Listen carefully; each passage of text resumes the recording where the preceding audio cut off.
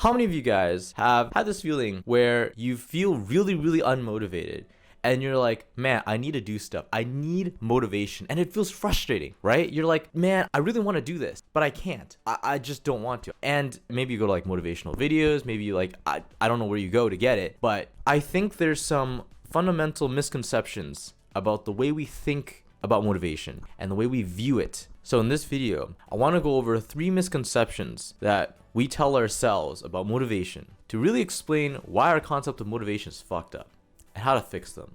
So let's jump in. The first misconception is that you think you're lazy. The story you're telling yourself is, I'm unmotivated, I'm lazy. And this is detrimental for a couple of reasons. The first is that you're basically putting a label on yourself. You're like, okay, I am lazy, I am unmotivated.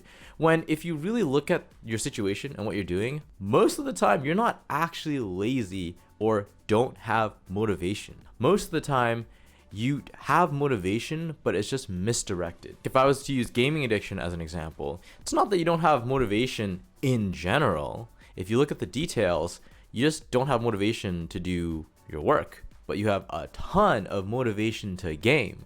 So you're not lazy. Your motivation is just directed elsewhere. So the fix here is to realize that you do have motivation. You still can do things. You're not hopeless. And even that small realization can help kickstart some action. So an example of this is this week I was not feeling great. I really didn't want to do work, like corporate work, like 9 to 5 work. And I thought I just didn't have motivation. I was being hard on myself. It felt like I was just being lazy. But then I did little personal tasks. Like I canceled my credit card and I was like, wait, that was really easy. Hold on. And then I was hit with this realization that I actually do have motivation. So I started doing more personal tasks, and then eventually I built up to being able to switch to doing my corporate work. So that's the first misconception, is you thinking that you're just lazy and you just don't have motivation. And the fix for that, or the mindset change for that, is to realize that you do have motivation. It's just directed elsewhere. So you just need to course correct. Then you're good to go. The second misconception here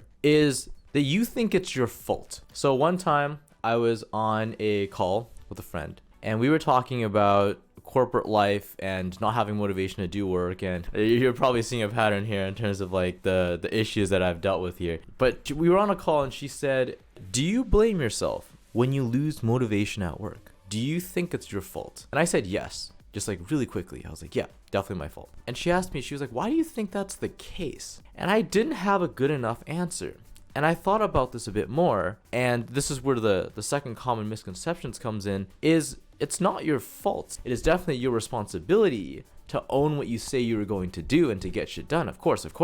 But not feeling motivated is not your fault. It's your body trying to tell you something. And this comes back to just trusting yourself. Like that is the mindset change for this, or the fix for this, is to trust yourself more and to ask yourself, like, why don't I feel motivated to do this? So for me with work, I made a whole video on this, but basically I just am not wired to work a 9 to 5 for the rest of my life. During school, I was like, okay, it's because this course is useless. Like I don't feel motivated to learn this stuff because I know I'm never going to use this stuff. So once you realize that lack of motivation isn't really your fault, it's not like a bad thing, it's your body trying to tell you something important. It's like a signal. Then you can start realizing that, oh, this is not a bad thing. This is actually a good thing. And once you understand why, you're like, okay, what are we going to do about this? So this goes back to love-based or fear-based motivation, which is basically you telling yourself, hey, listen, I know you don't want to do this because of this, and this, because